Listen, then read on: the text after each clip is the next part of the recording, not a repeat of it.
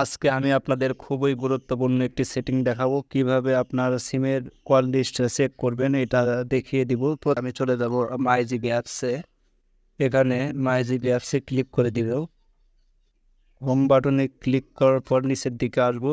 আর নিচের দিকে আসার পরে এখানে দেখতে পাচ্ছেন আরও দেখুন লেখা রয়েছে, এখানে ক্লিক করে দিব। এখানে ক্লিক করে দেওয়ার পরে এখানে দেখতে পাচ্ছেন হিস্টোরি কিন্তু লেখা রয়েছে, একটা অপশন রয়েছে হিস্টোরি, এখানে ক্লিক করে দিই।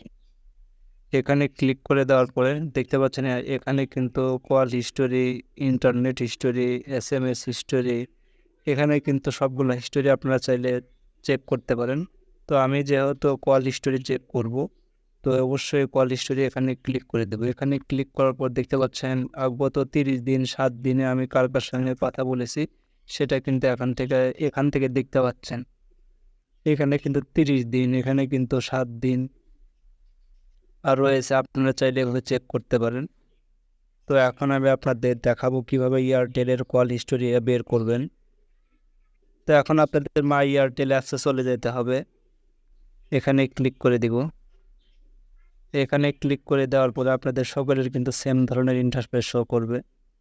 তো প্রথমে আপনাদের যেটা করতে হবে, মানে এখানে দেখতে পাচ্ছেন 3 ডট কিন্তু আইকন রয়েছে এই পাশে, এখানে ক্লিক করে দিবেন। তো এখানে ক্লিক করব। এখানে ক্লিক করার পর নিচে দেখতে পাচ্ছেন ইউজিং হিস্টোরি লেখা রয়েছে, এখানে ক্লিক করে দেব। তো এখানে ক্লিক করে দেওয়ার পরে এখানে দেখতে পাচ্ছেন তারপর যেহেতু আমরা কল হিস্টোরি বের করব, এখানে ক্লিক করে দিব। তো এখানে ক্লিক করলে কিন্তু দেখতে পারবেন যে আমার কল হিস্টোরি কিন্তু বের হয়ে চলে আসছে। দেখতে পাচ্ছেন আমার কল হিস্টোরি কিন্তু চলে আসছে। তো যারা আমার ফেসবুক পেজ থেকে ভিডিওটি দেখছেন অবশ্যই ফেসবুক পেজটিকে ফলো করবেন, এবং যারা আমার ইউটিউব থেকে দেখছেন অবশ্যই সাবস্ক্রাইব করে সাথে রাখবেন।